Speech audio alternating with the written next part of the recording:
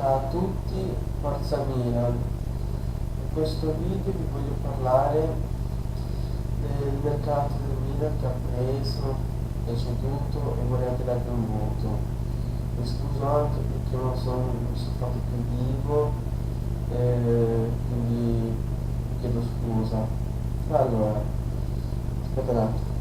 Allora, il Milan quest'anno ha preso Boni con proprietà che poi lo riscatterà un altro anno a parametro zero e gli farà un contratto quadriennale.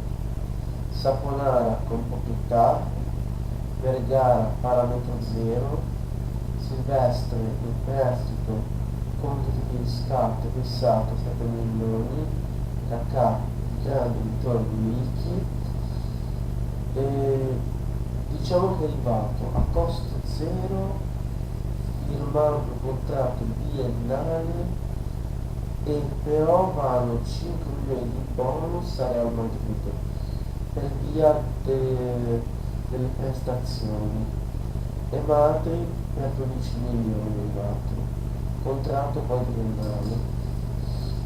Cessioni Ambrosini, Petagna, Lamini e Boateng.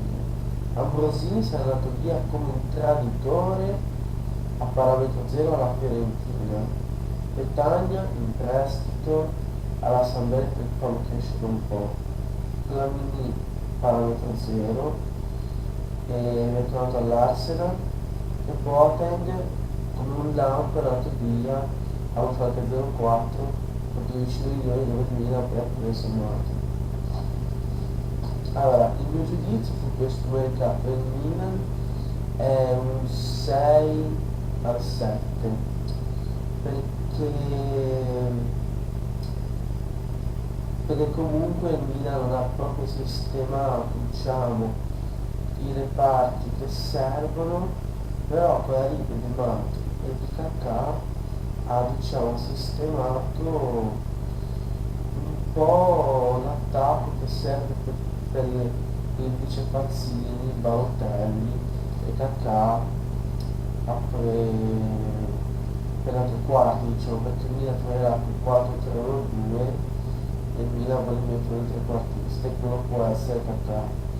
Poi mi sono dimenticato una cosa, il Milan avrebbe anche preso Onda a parametro zero per gennaio, però non è giustamente ufficiale perché arriverà a gennaio, però è come se l'avesse preso, non adesso per via del CSK Mosca che viene sempre bassa l'offerta, che lo vuoi tenere per la Champions e cavoli amari.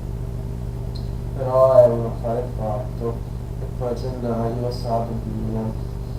Il mio voto è questo e su questo video parlo gestioni e acquisti. Il voto, come ho detto, un 6,5, 6 al 7. Ciao a tutti e forza Milan!